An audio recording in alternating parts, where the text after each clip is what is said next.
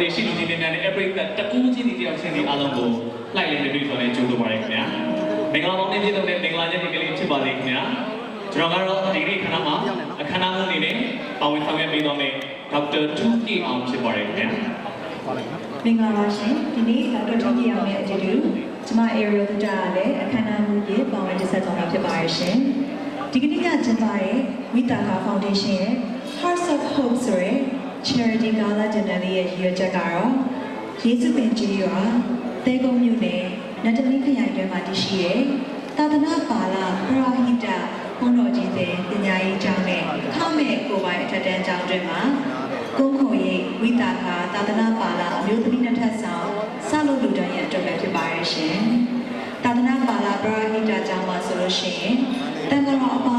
50ရှင်သာမဏေအပါ50ကျောင်းသား135ဦးနဲ့ဒီလရှင်ပါ80ကျော်ကျောင်းသူ